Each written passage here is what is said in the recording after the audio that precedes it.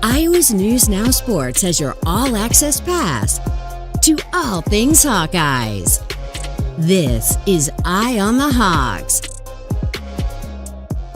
I don't think that there was ever a switch in our intensity or focus or mindset or anything. We just knew that our time was coming, and we stayed positive and we stayed persistent and optimistic. And I can't stop smiling, honestly. It was just so much fun and so good to see everyone get to play today. And I know that we'll have a great 4-hour play ride home. So. Yeah. Finally, something to smile about in Iowa City. Welcome to Eye on the Hawks, where it's Owen Sebring and Mike Howell today talking about the basketball teams, and we finally have some good news for the Hawkeye women's team as they get a win last night over Washington. The men still going sideways there in Iowa City, but welcome to the show. Make sure you join us on all of our social medias that we have, of course, X, on YouTube and Instagram with Eye on the Hawks and Iowa's News Now. If you're tuning in live on YouTube at the moment as we sit here at 1:04 p.m. on a Thursday. Feel free to jump into the comments with commentary or questions as we talk about the men's and women's teams going forward and what the season's looking like ahead, and everything that we've got going here with the upcoming schedule for the men's and women's teams and any upcoming topics that we might be missing out on. But just initial reaction right now, Mike, from last night's game. Did you get a chance to tune into Peacock and see the women's team play? Yeah, I did. Love going on Peacock, watching the game. I was half expecting kind of a second half, not collapse, but just maybe get the game a little tighter, but that didn't happen. Yeah.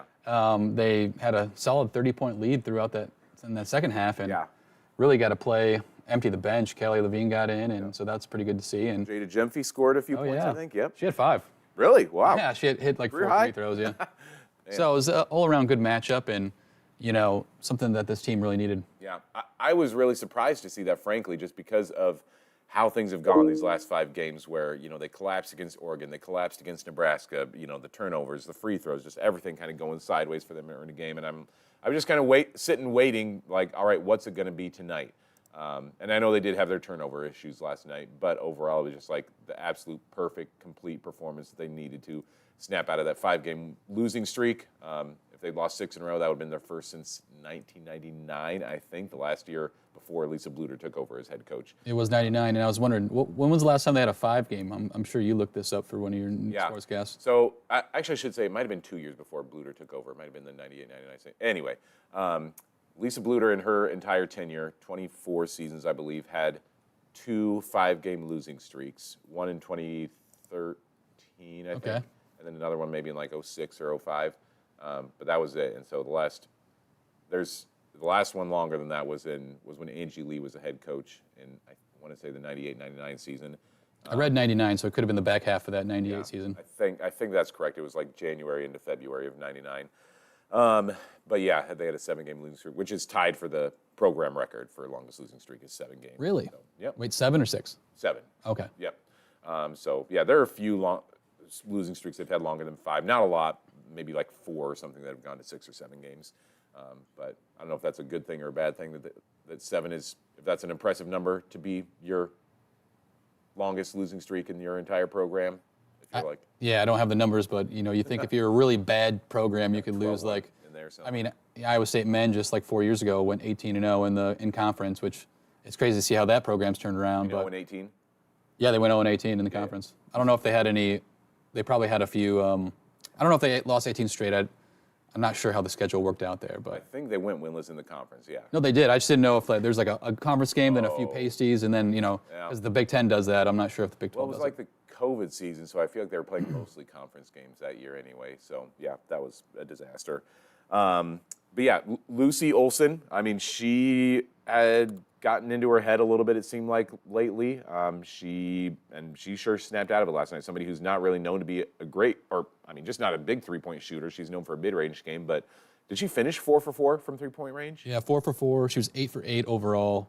Just a perfect night from the field. Yeah, that's crazy. It's insane, and this was one of the best shooting nights performances for the women all year. They shot 69%. From 3, nice. But that's by far, I looked through all the box scores, by far the highest percentage they shot from 3. And what a night for them. That's not sustainable, obviously, right? Yeah. But if they can get, stay close to that 40 clip, just under 40, I think this team, obviously it'd be a step in the right direction. Yeah, and that's what Jan kept talking about after the game was just like seeing the ball go in the basket is the biggest thing to be a confidence boost for your team. And that's exactly what Lucy got going. It seemed like everybody got going. Was once in that first quarter, they kept seeing the ball go through the hoop on 2s and 3s. That just seemed to build an immense level of confidence for the team and look like the team that was starting the year 8-0. And yesterday, I was doing a podcast with this guy, Dave O'Hara, Hawkeye, who me and Mitch work with sometimes on some of his shows that he does. And the thing that we were kind of talking about was that we have so much hope for the women's team because this is the same team that started the season 8-0. It's not like, I mean, I know they were dealing without Hannah Stuelke for these couple of games, but overall, it's not like that outside of her, there's been a lot of like injuries or illnesses or something that's like gone wrong or something. It is that same team that started the year 8-0 and had a 13-2 start or whatever it was. And so it's like the pieces are there, which hopefully does give you hope for what this team can do for the rest of January and into February if they do want to make a push for the postseason. Yeah, I guess they're really going to have to get some quality wins, and they have some coming up. I think they have 7 quad 1 opportunities coming up. Wow.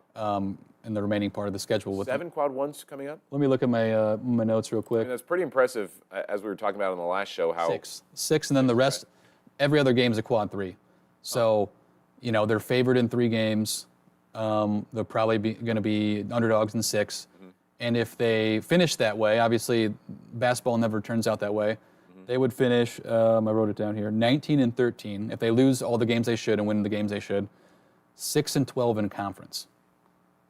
I don't think that gets you in the tournament. I'm not, you know, especially with no quad 1 wins. But, you know, that's never a given that a better team's always going to beat you on that night. Yeah. You kind of hope that, like, on the second when Caitlin's in town, you know, hopefully maybe something more to play for that night. USC is really good, though. What's that? USC is really good. Yeah, 18-1, USC 8-0 in conference. Yeah. You know, that 8-0 start, though, when you look back, was it not as good as we thought at the time? Because Virginia Tech is middle of the pack. Are they? I know they lost some pieces from last year. You Washington know, I guess State, are they not anything? I'm not sure about them, but Iowa State, you thought they'd be a contender for the Big 12, and they're sitting like, you know, 3 games back behind the leaders right now in Kansas State. Yeah, they're a team that still is like, okay, I think this is a team that'll make the tournament, but certainly they are not what we thought they'd be in the start of the year when they were ranked number 8 in the country to start the season. They beat Kansas there. That's obviously a Power 4 team. Where are they in the Big 12 right now? Washington State is tied with Gonzaga in the West Coast Conference at 7-2. Oh, okay. 12-8 overall, though. So, I mean, Kansas is 12-7 overall, just 2-6 in the Big 12, though. So, yeah, I mean, that 8-0 start certainly. I mean, even at the time, I think we knew like this is not like the most elite 8-0 start, but it was like these are still some quality wins you're piling up in here. BYU is they're at 10-8, 1-6 in the Big 12. Just lost to Iowa State last night. So that, too, is like not a great win. But even the ones they were losing to Michigan State, to Tennessee, were like, you know, close games against quality opponents. Yeah. They were at least like keeping it tight with those teams. And even, I mean, again, in the midst of that 5-game losing streak, it's like they are all still single-digit losses. So even against number 8 Maryland, who we've talked about is such a potential Final Four contender, they looked, you know, competitive in that game late in the fourth quarter, at least. You know, kept it to an 8-point deficit. So that is true, and I know Jan said that she thinks this team is just right on the edge. Of moving forward. Yeah, and I see that, I get that, but if you don't turn the corner and win some of these games, then at some point the season's going to end and you're going to have like no good wins. You know what I mean? Mm-hmm. And then where does that put you? Not in the NCAA tournament. Right. So this last month and a half, you really have to. I don't think they're settling for, you know, consolation. Oh, at least we almost won. They have to put together some quality wins for this season, and if they don't, then I still think it's a good building block for the future with these young players. It's sad to see Lucy not turn that corner, if that's the case, you know.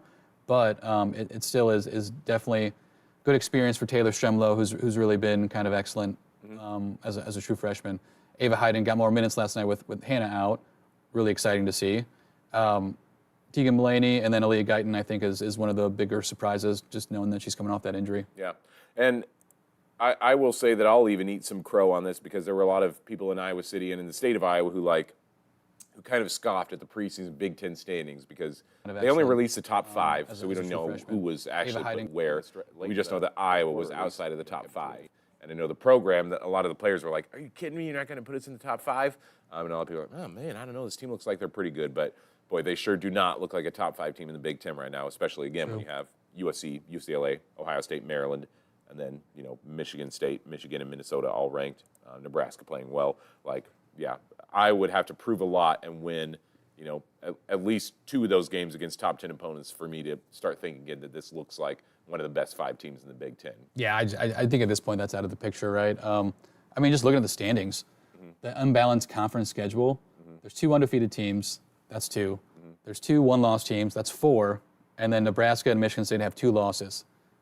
Do you think that, those 5, and even Michigan has 3, and Minnesota has 3, where are the losses going to come? I feel like that top 4 or 5, Iowa's already has 6 conference losses. Yeah. I just don't think they're going to catch them. That's true. That's why I say that, they could probably only, to be top 5, I don't know. They could maybe suffer, I was about to say 2 more losses, but even that, would not put them in the 5. They have conference losses. Yeah, you'd have to just. You'd have to run the table, which is just very unlikely. Yeah. So they can still put themselves in position to be, at least have a first-round bye in the Big Ten tournament. I think is kind of what they're. Obviously, quality wins is what they're wanting to pick up, and then playing for, positioning in the Big Ten tournament, which is going to be a factor down the road too. So, 3-point shooting's good. Hannah, we didn't get a great update on her last night in terms of just not a lot of clarity. If I were a bet man, I'd say that she would probably play next week against Northwestern. A couple days off. They don't have a game over the weekend, so some healing time. Yeah, and even if not, it's this is the one game on their schedule coming up that she could miss. Northwestern's, where are they in the Big Ten? Are they? Yeah, they're bottom 3. 0-6. Yep. So this is a game that she could miss, and they would be, I think, all right without her. But you still at least would like to get her some quality reps before they face USC on February 2nd. But outside of that, not much of a development.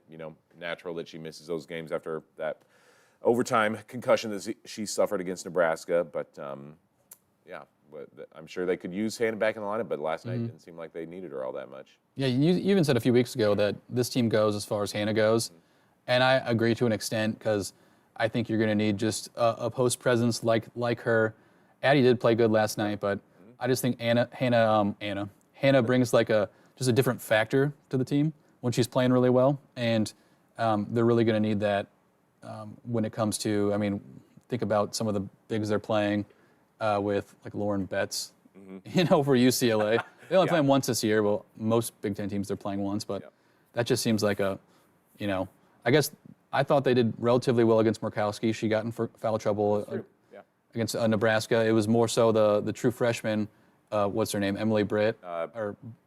Prince. Prince. She hit 5 threes. She's just unconscious. Yeah. But, just you're going to need Hannah if you actually want to make that tournament run. Yeah. That run by Britt in Nebraska in the second half of the game was similar to what Iowa did last night against Washington because there was a point in the early second to the early third quarter. I think Chad Leistikow posted this, that they made 13 shots in a row or something like that. They just, could not miss a shot last night, which is exactly what Nebraska did in that game, and that was exactly what they needed. And something you mentioned, I think this was off-air last week, and those are both Prince and last night's shooting performance on the road, and in women's basketball, road games, for whatever reason, don't have the weight as men's games, and whether that's, mostly historically attendance is lower for women's games or just the arenas aren't as, intimidating or whatever. And that's why the net in the women's game is a lot less weighted on road games. It's a quad 1 is 1 to 40 on the road or 45, whatever it is. And in the men's, it's 1 to 75 just because it's tough to win on the road, tougher. Right. Statistically. So was last night a quad 3, or what was last night's win? Last night was a quad 2. Quad 2, okay. Washington has 55 in the net this morning. Really? Okay. So. Yeah, so decent one. So what do we got next coming up now? We talked about Northwestern a little bit, that they're the next opponent coming up on Tuesday for this team. Did you want to hear from Jan Jensen, though? I got a soundbite from her. she was asked about, I believe, she had mentioned that she saw this performance from Lucy coming. Mm-hmm. Yep. All right, so here's, let me pull the pod up real quick. Here's Jan Jensen from last night. Well, I mean, she just is such a, good scorer, but she's just been taking shots that are so difficult to make, like if you did a, dive in the Olympics, if you graded some of the shots she's trying to do, however you do that, that dive was a hard dive, or that was a easy dive. A lot of the shots, they go in when you're having a night, right? But the way a lot of teams were defending her, and, when it's not going well for anybody else, your key takes it on their shoulders. So I've really been trying to relax her and kind of trust that ball reversal and just trust that if it goes in and it can come out. And it was just nice. I think it was a perfect storm of the way Washington played us, the way we started out defensively. They got timid, and it wasn't until the very end of the game that they threw on their press and they got a little bit more aggressive. So I just saw a nice score, and it just hasn't translated yet. So I'm hopeful that now that she's seen it go in, and I thought, for the most part, other than our turnovers, that's my one thing. We had way too many unforced turnovers, which has been the problem this whole year on the losses. But when we had such a cushion and we were shooting such a great percentage, then you don't notice it as much unless you're a coach, and you sure as heck notice it, right? Yeah, Lucy's game last night was exactly what, we've kind of talked about, her maybe taking that next step, that's what they were kind of hoping to get out of her this year. And last night was, not that they would expect her to shoot perfect from the field every night, but 20 points, 6 assists, just 2 turnovers, a steal. Like, that's kind of the box score that you want out of Lucy Olsen when you pick her up in the transfer portal. So they could use from her going forward, which begins next Tuesday when they're at home against Northwestern, a team that historically, Northwestern has been a tough opponent for Iowa. The last couple of years, not as much. But before that, they play I don't know if their old coach is still there. They, for a long time, had a coach around that played a really tough press defense called the Blizzard, I believe. Mm-hmm. And I don't know if he's still coaching this team. But for a lot of years, Iowa had some trouble with Northwestern. But this is a team that is a very, very winnable opponent for them, and one that they definitely need to win. Again, to pick up these potential wins that will help at least boost their resume in terms of a final record. And then after that, it's, you got about the toughest. That should say 18-1 on theirs. I messed that up. Oh, okay. They have one loss. They do, okay. Yeah. But not, to, who'd they lose to? Was it South Carolina or? Notre Dame. Notre Dame, that's right. And Hidalgo. But yeah, 8-0 in the conference. And that USC team, boy, they are a wagon. Number 5 in the net, averaging 83 points a game, giving up just 54 points a game. Very different numbers than Northwestern, giving up 72 a game. So I don't know. What do we think of this upcoming couple games for them? I mean, this is, as we've talked about, every game being crucial right now. These next 2 games are going to be a really important stretch for this team. Yeah, you have to win on Tuesday. You can't have a look-ahead game to USC if you're looking at the big picture. And then if you can just compete with USC, I think you have to be fine with that. And I mean, USC and UCLA are 2 of the best teams in the country, and they have one of the best players in Juju Watkins. If you can compete on that level, that could give you momentum, and you don't even necessarily have to win.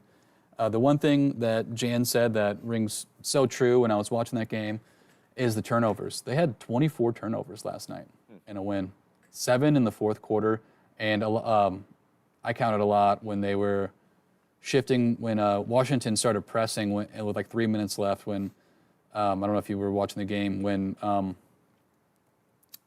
they put the subs in, and the subs had a really hard time bringing it up. And hopefully the starters can do it, but we have seen in the past the starters struggle with the press defense. So that was discouraging. They had almost, it felt like 5 turnovers just trying to break the press. And just in the last few minutes? Just in the last few minutes. But they did have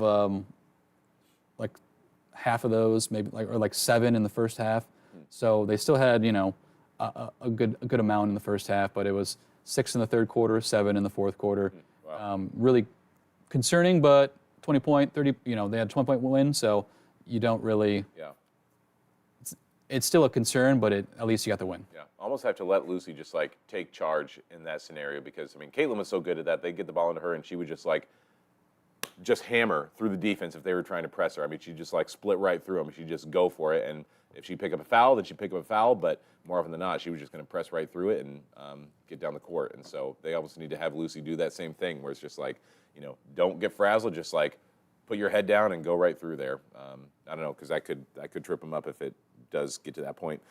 I look at the rankings and I'm like, just looking at that schedule ahead with USC and UCLA coming up, I'm like, man, when we get to the Final Four in a couple months, how many of the Final Four teams will Iowa have played this year? When you look at USC, UCLA, and Maryland looking like potential Final Four teams, Ohio State is like, well, they played every Final Four team. Will it be an all Big Ten Final Four potentially? Just a monster schedule for this team. Anything else on the women's team, or should we shift over to the men's squad? I think we can shift over to the men's, yeah. All right. Well, less good times ahead here for the men's team, who took a loss to the Big Ten basement dweller in Minnesota on Tuesday night. A game that I think a lot of people were pretty sure that they would be able to handle, be able to bounce back from their own West Coast struggles. I know you were one of those people, Mike, who thought you were going to go to the stadium and see a win, but just did not. I was hoping for it. Yeah, I got tickets and went to the game. We bought tickets a few weeks ago after the Indiana game. We were watching some playoff football. We just said, hey, why not? Let's go in a few weeks. Mm-hmm. Tickets were very cheap. It was probably one of the worst crowds I've ever seen. But again, I started college during the Todd Licklider era, so I didn't notice it as much. I went to a lot of games then. Yeah. And in Fran's first year, I've got some photos to prove it. Yes. But it reminded me of that era. Not just the lack of people, but the lack of enthusiasm. By fans or by the team? By fans. Okay. I mean, I thought the players looked like they didn't play with enough urgency from the get-go until about 3 minutes left when they went on, like, what was it, like an 11-1 run, and then, Minnesota started hitting some free throws. I was listening to the Two Guys podcast. I mentioned it last week, but I was listening this morning, and I didn't really notice it until I think Chris Hassel said it. Like, at football games, when things go wrong, what do you hear in the stands? Fire Brian. Fire Brian or boos. Yeah. Like, I want you to know I'm peed off. Mm-hmm. Like, I don't even think that went through my mind. I was just like, oh, this again. And no one really booed. And I thought it was a good point by him that it just points to that apathy you keep hearing about in the men's program, Yeah. When they win, when they beat Nebraska on that comeback, when they beat Indiana, like, it feels good. Yeah, Northwestern, that last second shot, like, those are awesome moments. Yeah. But then when they lose, it's almost expected, of this team. And it's one of those things. What did Mike Loss write in his article? He said, the opposite of love is indifference. As the saying goes, I mean, he didn't make up that quote, but that is a famous saying, and he kind of used that in terms of this team. And I didn't read the full article to see if, like, is he talking about indifference from the fans or indifference from the players? I think he meant the fans. Yeah. Here is Fran's introductory press conference. Nice. I'm on the left. Look at that little fella. 2010, I believe. We were so excited to get rid of Todd Licklider. And I want to make this point too. I know we were going to talk about this later. The future of Fran. I know a lot of fans are calling for either Fran to step down or to get fired. Yeah. I think you have to step back and say thanks. Yeah. Not to say that he's going anywhere, because I'm not so certain. I think he's signed for another few more years. But the program at that point, if you look at it and you said, tournament every other year, 4 tournament wins, like, you jump at that because it'd been so long, right? That's true. But 14 years, I think this is his 15th season, I just don't have any hope that there's going to be another level. Mm-hmm. And when you look at some other programs, Wisconsin's been to the Final Four in, like, the past 10 years, a couple times. Yep. Iowa State went 0-18, and they're one of the best teams in the country. Yep. And Illinois is, seems to be good every year. Mm-hmm. I feel like there's no hope for that at Iowa. I don't hear anybody saying, like, okay. I mean, I feel like I hear even more of that around the maybe top 4 in the Big Ten. There's always a few years where maybe you peak to that. Yeah. I think they finished 3rd, like, maybe in the conference, like, once in the past 10 years or so. But yeah, it's just. I mean, if maybe I'm been listening to Mitch Fick too much, where it's like, with football, his positivity is always so high about like, oh, can still be contend for the Big Ten title and maybe get to the CFP. But like, he's one of a lot of fans who thinks the football team could get there, like the things are in place that they could get to the CFP. Basketball, it's like, is there any fan out there who thinks like, yeah, this could be a Final Four team in the next few years? Like, no way, right? Like, nobody thinks that this could be a Final Four team. I think that's like, I'm not at you, but like a ridiculous like scenario. I think a fan would take a Sweet 16 appearance, just win 2 games in the tournament, and France came very close. I think twice. I'm trying to think of the games because the Oregon game was just a blowout when they were the 2 seed against Tennessee when Iowa was a 10 seed or a 7. I can't remember. They came back from like 19 down at half and could have won that game, took it to overtime, and was like this close from going there. And in the tournament year, I think Iowa had a good chance because that was one of his better teams. Yeah. The tournament year, the COVID year, I mean, and the tournament just didn't happen. Yeah. So. Which was Garza's junior year? Junior year, yeah. He came back for one more year. Yep. It's funny looking back at that photo of you and Fran together, just because, I mean, his smile is so big. I'm like, gosh, have I ever seen Fran smile as big as he did that day with you guys? And you've got the shirts out there with Fran as the man on there. Like, still I guess I. One. What's that? I still have it. Yeah? Yeah. You should have worn it today. Was there like a huge level of like either optimism or excitement about hiring him? I don't remember like him before Iowa, so like, was he the guy that like everybody was like dreaming of getting him as a head coach back then? I wouldn't say dreaming of getting him as a head coach. Like, there wasn't that before they hired him. But once they hired him, there was a little bit of excitement, but it still was predominantly a football school. The fans love football. Yep. And it's hard when half the population of the student body is from Illinois and didn't grow up. Like, a couple of my friends, or one of my friends in that photo is from the Chicago area, and he did not. He like grew up. He admitted, he's like, I didn't really like Iowa basketball. I don't remember watching any of it. And then the other 3 were like, well, here's what we grew up on, right? Like, Luke Recker, Greg Bruner, Jeff Horner, all those guys. Yeah. And it's hard to get fans to buy in if they don't have that history unless the team is really good. Mm-hmm. So I don't think there was that, like, still the first few years of his reign, the student body did not show up for games unless there was like, free pizza or something. And it really didn't until, I believe, Matt Gayton's senior year, towards the end of it, when they thought they could make a run. They ended up falling short that year, but they played Indiana and Wisconsin, and the place, I showed up a little late, and I had to like sit at the top of near the concourse area, and I was like, this is the most full I've ever seen Carver. Really? So yeah, a couple of those. And then they hosted an NIT game against Dayton that was completely packed. You've talked about that, yeah. And it was like the best atmosphere I've heard for a basketball game, men's basketball game. Yeah, wow. Yeah, and now the student body is not only not showing up to the men's games, but they're not even showing up to the women's games either. I mean, man, I go to those women's games. It's like I was still impressed with that Nebraska game. Like, had a pretty decent crowd for a game for a team that had lost 3 in a row. And I was like, all right, this is pretty full, except for the student body. Back behind the basket. It's like, I don't know what it is that could get students to show up to basketball games when Caitlin Clark isn't on the roster, but sure aren't doing it this year. Mm-hmm. And I know that there are complaints about like the location of the student thing, which we were talking about that stupid location. Yeah, it is, but me and my buddies were talking about that. Like, they want to put them in the middle of the court. Like, why? So it's empty? Yeah. Like what the point of that? I mean, moving it a little bit, I could see, but I don't think that's a good idea either. Yeah, prove you can show up and have a presence at games, and then maybe they'll talk about it. Yeah, it's true. Like right now, Iowa State's students are behind the baskets, so like you got to do what you got to do. Yeah, and they make a difference. Yeah. Well, we've talked a lot about Fran, but let's hear something from Fran as he's discussed what is going on with his team right now. Well, there are some things that I would like to say with regard to that question. But unless you're ready to start a GoFundMe, I will refrain. I do think we quick shot the ball again when we got behind. We were forcing some threes there. Yeah, some things might have been different with regard to those particular shots, but I would have preferred to see a little more ball movement there, like we saw at the end. He was referring to the question was why the offense didn't perform well. Mm-hmm. He's alluding to, I think he thought that Minnesota played rough, which they did, and I guess I'll contend with, like, why don't you play rough back? Because Iowa just pretty much, Minnesota could take it to the rim.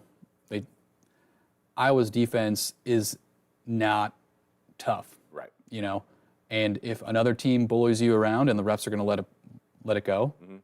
then I think you need to respond with that with being tough. Right? Were there officiating complaints last night? Or 2 nights ago? I thought there were a few calls, but I don't think it was the difference. Mm-hmm. I thought Minnesota just shot better, played better on offense, and I believe they out-rebounded them a little bit. It wasn't as bad as usual. The fact of the matter is, though, is Iowa's defense is just not good. I mean, to that point, though, like, they at least, the point total they gave up on that night, 72 points, you certainly will take that compared to the couple nights before that where they gave up 94 and 99 points. It's like, 72, that's not too bad. Their offense just couldn't score against Minnesota. So, again, just like a continual train of things going wrong.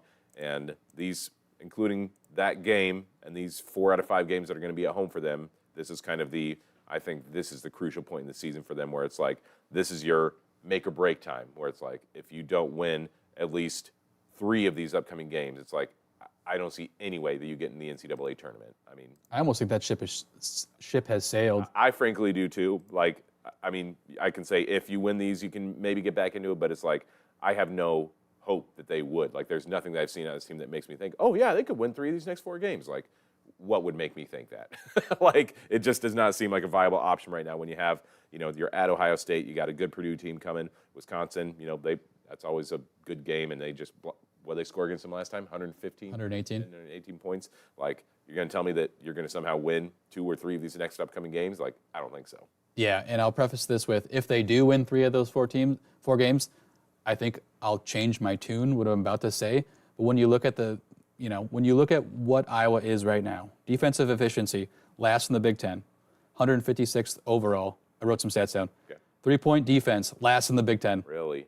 171st overall. 2-point defense, this is all from Ken Palm, by the way, 17th in the Big Ten, 321st in the country at 2-point defense. And when you watch the game, it's like, man, how is this guy just wide open for a bucket? Yeah.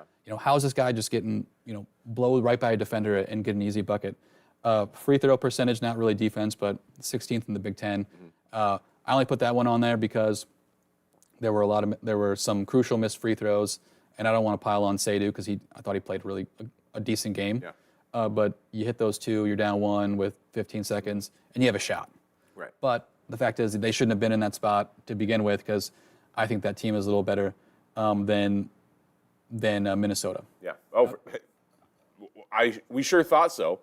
To Minnesota's credit, I was looking at their schedule. Hold on, let me pull this up real quick. I was looking at it the other day, and okay, so they just beat with Michigan this past weekend, who's a good team. Buzzer beater, right? Yeah. Yeah. And they were on a 4-game losing streak. Maryland, Wisconsin, Ohio State, Purdue, very good teams. Mm-hmm. There are 2 Big Ten games before, Indiana and Michigan State, decent teams. They played a tough schedule in the Big Ten. Sure. Now, they did lose to North Texas and Wichita State earlier in the season. Yeah. And Wake Forest. And Wichita's not what they once were. And Wake Forest is not very good, I don't think, either. I don't know. No. They've got Omaha Blue on that roster right now, Wake Forest does. Oh, really? Former Iowa native, yeah. So their Big Ten schedule has been tough. Tougher than Iowa's, I'd say. But still, you think you got to show up a little bit at home, right? Yeah, yeah. And, I mean, even this Penn State team coming up, they're 13-6, just 3-5 in the Big Ten. But it's like, they're all tough games. There's, they're not all going to be top 10 teams like you have with Iowa women, but it's like they're all games that are, if you can lose to Minnesota like that, you could lose all of these next 4 games potentially. The next 2, as we mentioned, they're at home against Penn State, and then they're at Ohio State the following Monday.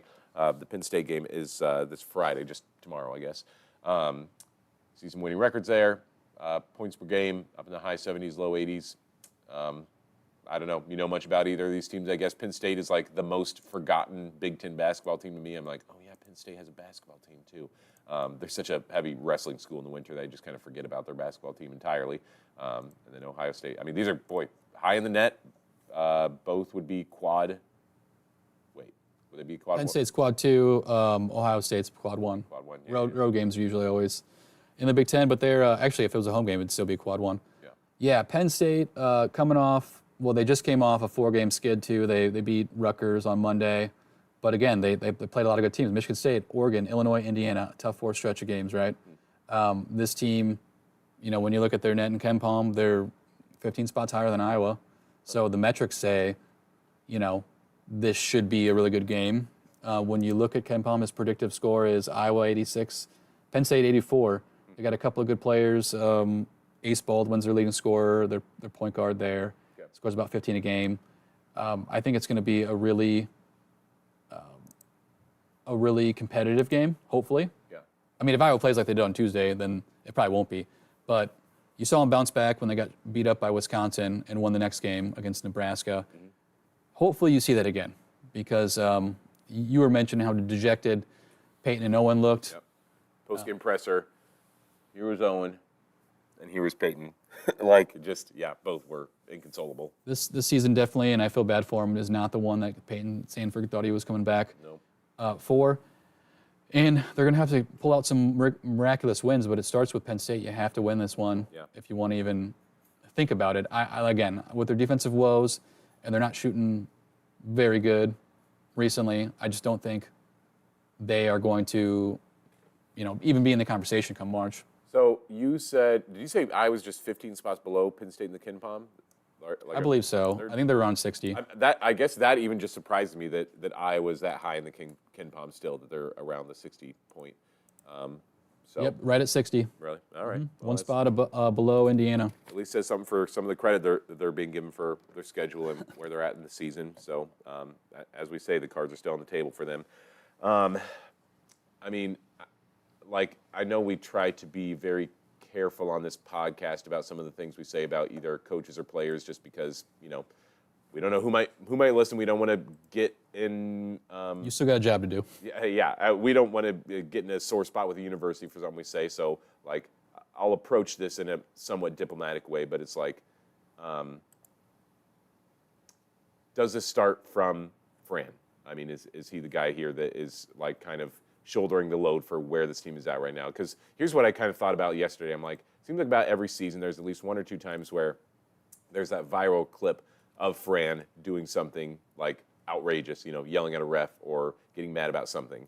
And I have not seen that this year, I don't think. And so I'm like, is there a level of apathy there that you have seen, or would you say that I'm off base when I say that? I mean, I know that is what the fans are saying. And so I feel like that is not untrue. I don't want to say for sure that I've seen that. I feel like I have, but is that kind of the general consensus, would you say?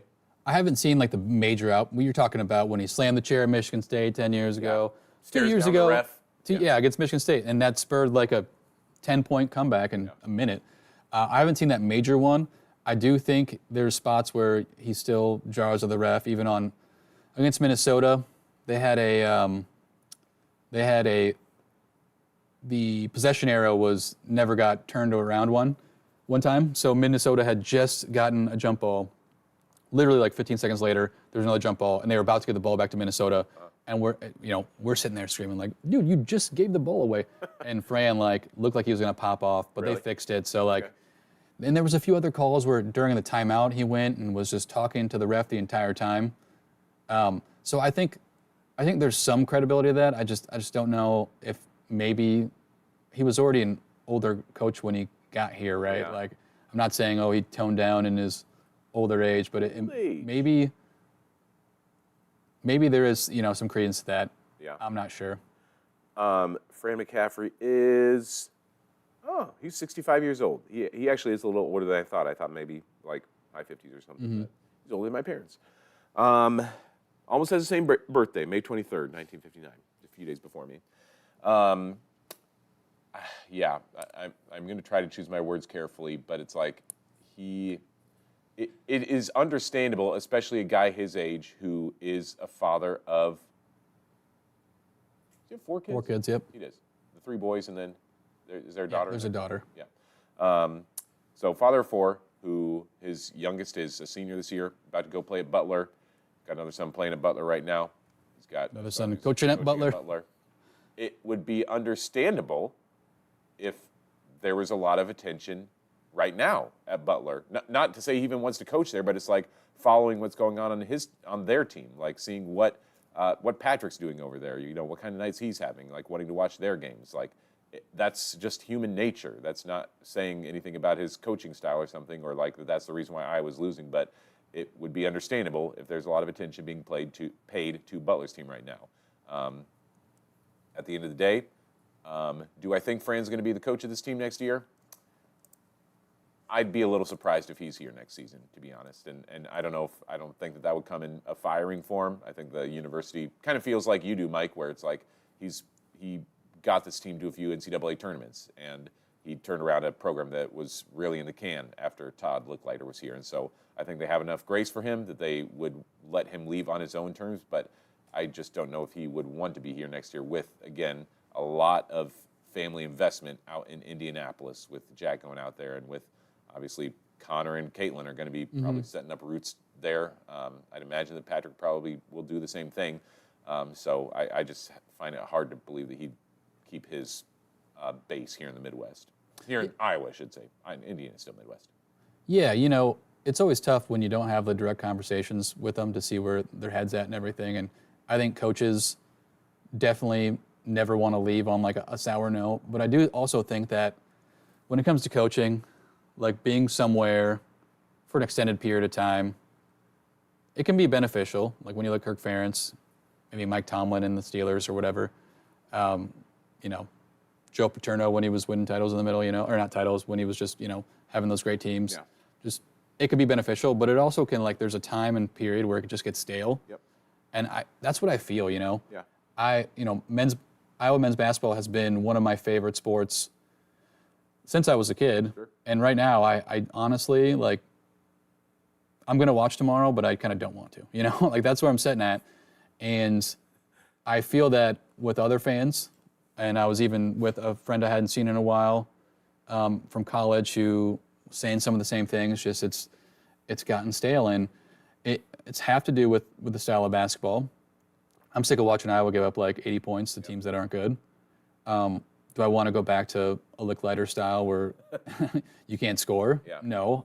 Can we get somewhere in the middle where we're, you know, decent at scoring and decent at defense? You know, that'd be ideal. And I do think you have to make the right hire, and that's up to Beth Getz. Yeah. Because you don't, you know, you see a lot of fans saying, time to move on, time to move on. There's a subset of the fans too, which I think they have good points. Well, remember what Steve Alford and Tyler Licklider did to this program. Yeah. It could happen again, and it certainly could. And if that were to happen, then the apathy even goes higher because, like, you don't want to watch a losing basketball team, you know? So it's a tough one. It's a tough spot for her if she wants to move, but I think you have to look in that direction. I just don't know if this is the year or if there's just one more year, you know? Yeah. But you got a good point. Like, wouldn't you want to watch, you know, your last son play in college? And he spent, you know, he watched his other 2 sons play because he was their coach. So it would totally make sense to me. Do you think that the next Iowa coach, whenever that happens, would be within the program? Is it Matt Gatens or somebody? I don't think Gatens, I think it'd be too soon to hire him as a head coach. Yeah. I think, you know, if it is, then it just has a lot to say about what this program's become, you know? I think, I should have muted you. Thank you. I think, you know, if it were today, you have to call Darren DeVries from West Virginia. I know he just got there, but, like, that's the number one. Is it realistic? Who knows? Probably not. He's probably got a higher buyout just since he signed this past year. Yep. I haven't started looking at other coaches. I know some fans have lists and stuff like that. Yeah. Dreck's coach just got there. He's done a heck of a job so far, but he's only been in D1 for 6 months. So can you really elevate him to a Big Ten job? It'd be tough to sell for me. But there are a lot of coaches. I know my buddy was talking about Mississippi State's coach. Wapsie Valley grad, right? Yeah, Yep. yeah. Another Iowan there. So who knows who they target? But I think it has to be someone who's got D1 experience. Sure, that's true. Yeah, It's I had a few analogies that kind of came to mind as you were talking about just like how things kind of get stale for somebody and how that apathy sets in. Because I've even felt the same way with some of my jobs. You know, when I was in Sioux City before this job, it's like, you know, I got to experience a lot of great stuff there and a lot of fun. And, you know, but after like 4.5, 5 years, it's kind of like, okay, I feel like I've kind of reached my limit of what I can do here, and it's time for something else. And I don't know if Fran kind of feels the same way. I don't know if there is something else he wants to do, or if it would just be retirement, but kind of feels like, okay, I've kind of done my thing here, and it's been a good partnership for a long time, and maybe just time to like let somebody else do this at this point. And I mean, me, frankly, when it comes to college and professional contracts, frankly, I think they mean absolutely nothing. I mean, Lisa Bluter, after that, her first championship game, signed like an extension that would keep her here through like 2030 or something like that. And, you know, she's here for one more season, then like she can leave, and good for her. But like, clearly that contract was not weighing over her head in that scenario very much. And universities, they can find a way to cut ties with somebody and end that contract if they want to. So like a contract is like, I feel like they're all symbolic, just kind of like, okay, you know, we have trust in this person, we have confidence in this person through this time, but if something happens, like, we still can cut ties if we need to. Oh yeah, 100%. I think the one thing that does matter is the buyouts. So Yeah. that's why I hesitate. I think, Sure. I haven't looked it up. I was going to, but I did not because I forgot to see what Fran's buyout is this year. Because you still have to pay that if you fire. Right. You know, if he steps down or retires, then that's null and void. But then when you hire someone like DeVries, who just got there, you'd probably have to pay West Virginia a buyout. Yeah. He would, and you'd probably say, yeah, we're paying for it. So those are only two things that really matter when it comes to that. Yeah. Can you raise that money? Do you want to take it away from the budget? Where's it coming from, you know? I assume most of the money goes to football anyway, you know. It probably won't impact it, but you probably have to raise money to do that. So Yeah. that's where That's why the it's only always part that good when matters. you do have kind of a parting of ways where the university's like, okay, we think that it's maybe time, but we don't want to fire you. So like, if you step away, we'll just like call it good. And everybody's kind of like, I mean, if you're Fran, you know, I know the correct soundbite in the scenario, but it's like, do you want to keep coaching in this Iowa team where it's like you have a dwindling fan base every single year, where it's like you're playing in front of empty Carver Hawkeye Arena just about every single night? I mean, that's I just can't imagine that would be very fun as a coach. Like, that's why you kind of like that fresh blood. Another analogy I came up with, just as you were talking about how you used to love this team and how it's how you're watching but you don't want to. It reminds me exactly of how I feel about like certain TV shows that I will really like for a while, and then when they start to like get not good, that I'm like, okay, I feel like I have to watch this show because like I have this emotional investment in the characters and stuff, but I don't really like watching. I felt the same way when I've got controversial opinions about The Office. I love the first 3 seasons of The Office, and I think it really tanked after that. Just became a very different show that was not as like witty and clever and subtle as it was before. Anyway, after about season 4, I was like, okay, I'm going to keep watching The Office, but I don't really want to. And I stopped, I think, after about season 5. But I felt that way about, you know, like Modern Family and Parks and Rec and these other shows where it's I love Parks and Rec throughout. It's better start to finish than a lot of shows are. Seasons 5 and 6 are... I thought season 1 is hard to get through. Oh, you don't like season 1? I'm a big... I like Mark Brandanowitz. Big Brandon was fan. Yeah, yes. but when I rewatched it, I was like, okay, I could see why people don't like him. Really? Yeah. But I'm like, 5 and 6 are fine. Season 7 I thought was like one of the best like final seasons. I was like, yeah, it's great. But yeah, there are just a lot of shows like that. Comedies are just hard to keep up for you know, more than 3 or 4 seasons. But How many times can you make a Jerry, Larry, and joke, you know, Gary? So I will say one thing about, I do feel bad for Fran McCaffery, because I think unless he stays for a few more years and takes him to the tournament and makes a deep run, which I don't see happening, I think when you look back at the era, I think a lot of people are going to cast it off as like a bad era of Iowa basketball.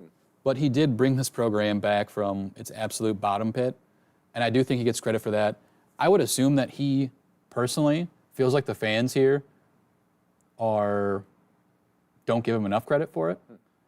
But it all comes back in college basketball to like making March runs, and it just hasn't happened. yeah. And that's kind of tough for coaches and stuff. Yeah. But it is what it is, and I guess I don't feel that sorry because you make millions of dollars. So Yep. Annual salary of $3.2 million. yeah. So I do feel bad about that a little bit, just because I think he did a good job in his early years bringing in talent when this was like a nowhere program, Yep. So. Do you think the fans give him enough credit? Probably not, and myself included. In year 14, I think there's just so many holes to this team that, and even in like last year, wasn't great at all either. Yeah. And although I do think Drew Thelwell and Seydoux were good transfer pickups, you just look around you, and then other teams in the Big Ten have just gotten better ones, Yeah, I don't know.